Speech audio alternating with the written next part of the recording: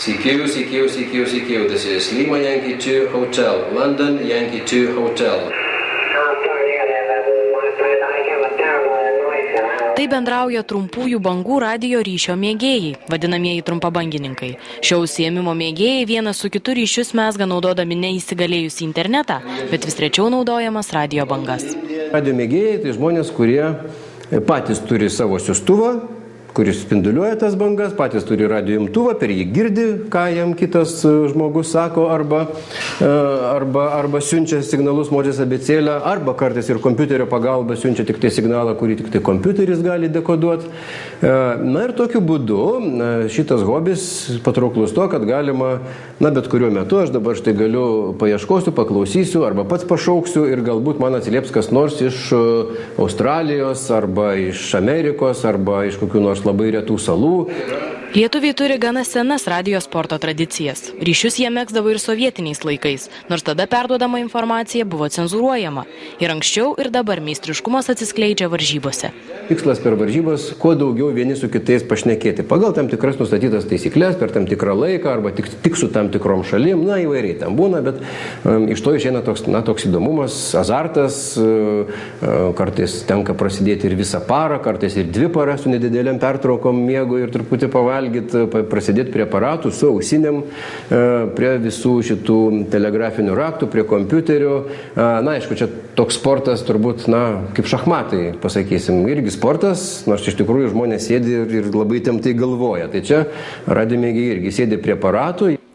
Vis dėlto radijo sportas ne tik įdomi, tačiau ir naudinga veikla. Ypač gerai tai įrodė sausio 13-osios įvykiai, kai trumpabangininkai buvo kone vienintelis ryšys su vakarų pasauliu. Radio mėgėjai pakaitom budėdavo. Iš miesto ateidavo radio mėgėjai, reiškia patriotai, kurie gynėjai iš esmės buvo Seimo rūmų, jie ten budėdavo ir perdavinėdavo radio mėgėjams vakaruose, tai buvo ir Švedijoje, ir Vokietijoje, kur tuo metu buvo, reiškia, laisvasis pasaulis, perdavinėdavo, kas vyksta aukščiausioje taryboje.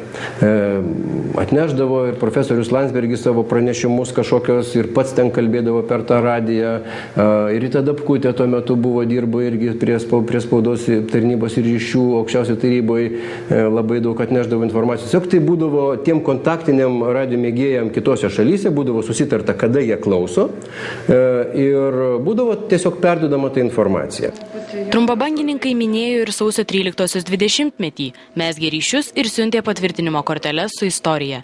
Tiesa, ne visada tai, ką kalba radio mėgėjai, supranta ir aplinkiniai. Ryšius patvirtina tomis QSL kortelėmis. Kodėl QSL, kas tas keistas raidžių derinys, tai yra toks radio mėgėjai turi tokius nuo tų laikų, kai dar buvo naudojama profesionaliajam ryšiui. Tai buvo toksai Q kodas, raidžių trumpiniai, kurie prasideda Q raide.